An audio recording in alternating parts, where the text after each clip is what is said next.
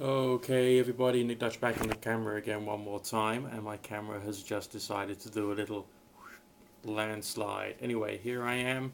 Let's just go more deeply into one particular comment yet again because I'm just like telling people what I think, and that's quite fun and I enjoy it. And basically, part of the reason I do these videos is for my own personal pleasure and maybe to enlighten you a little more. This one particular comment says, you have said you are an atheist in other videos, but now I'm confused because you're saying that you're a Christian. I understand that a lot of Christians are very one-sided, but not all are. Some believe in reincarnation, New Age stuff, astral projection, etc. Also, a lot take everything the Bible says to be literal, but others see this a lot of it is symbolic. I just hate to see someone that is New Age be so negative towards the largest religion on earth. Well, I would not worry about that. I would just like take a more chill attitude. It's not a question of anyone being negative towards the largest religion on earth. I mean, it's a question of just trying to think a little more and trying to be against some of the more political attitudes which are present within certain forms of ideological and dogmatic points of view. For instance, I don't believe that Christianity actually exists as a one singular thing, okay? Because there are so many different Christianities. There's more conservative Christianities, there's more liberal Christianities, there's more agnostic Christianities, there are atheist Christians, there's messianic Jews who are basically Christians who do Jewish things, there's spiritualist Christians. I mean, there's no such thing as, I mean, you can't say anything is anti-Christian. I mean, it's only like anti one particular set of ideas which is being promoted by one particular group at one particular time.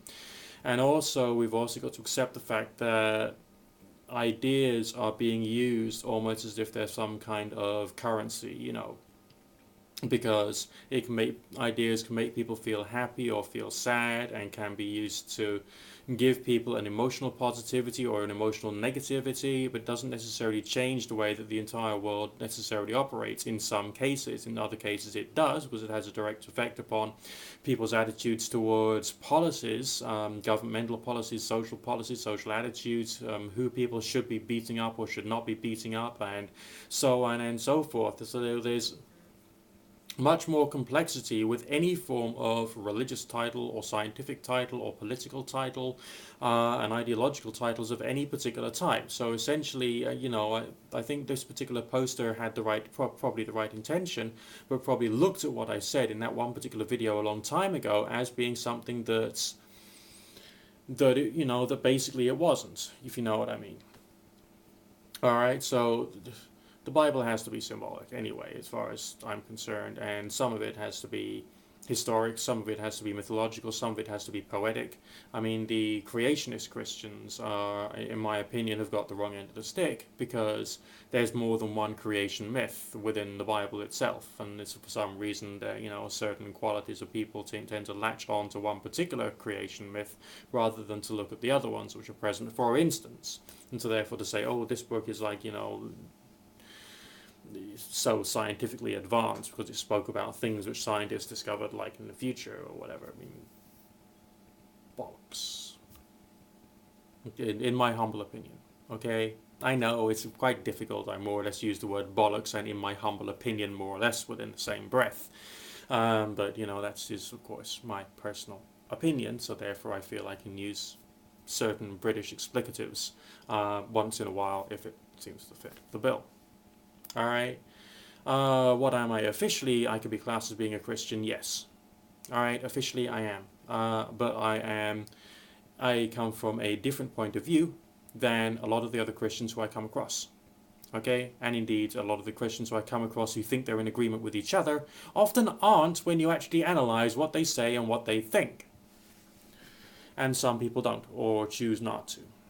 Okay, so don't try and see me as someone who is being religiously prejudiced. There was a time in my not too distant career when I was actually a little bit religiously prejudiced. I'm not actually like that anymore.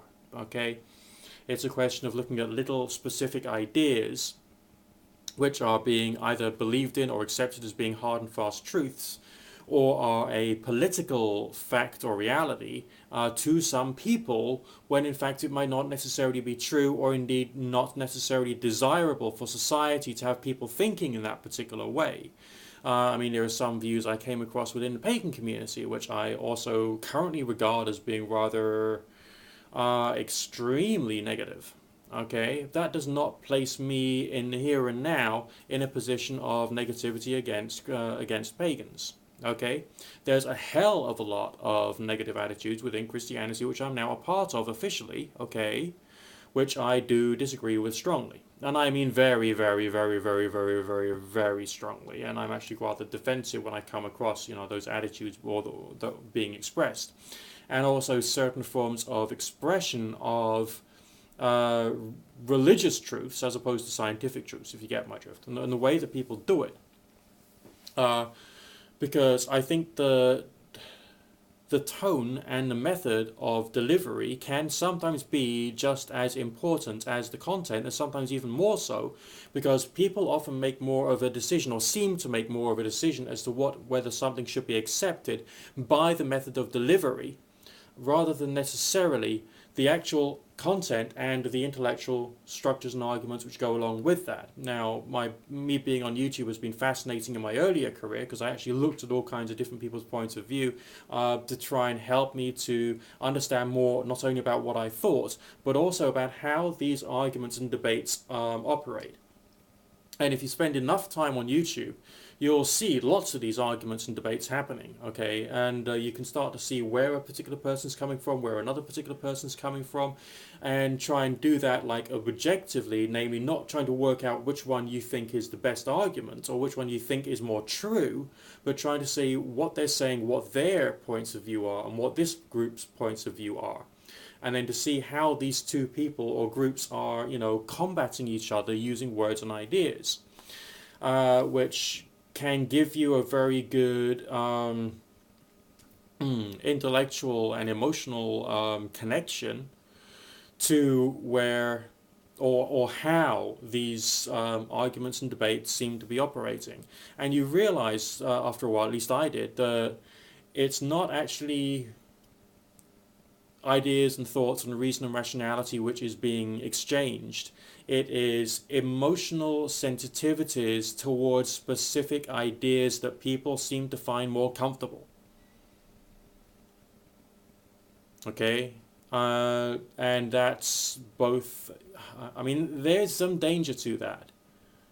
Because I think it can create groupthink, which can be detrimental to individuals and to groups and to society and to politics on a local, national, and possibly even global scale, especially as the internet has kind of like, it's expanded the reach of people talking, a regular, ordinary person. When I was a kid, we had 3 television channels, okay? 3 of them, all right? And there was only a couple of newspapers that was, worth even looking at. So the quantity of different arguments that was out there was much narrower, and therefore society was much more specifically divided, okay? And more specific truths were accepted by the majority of the population.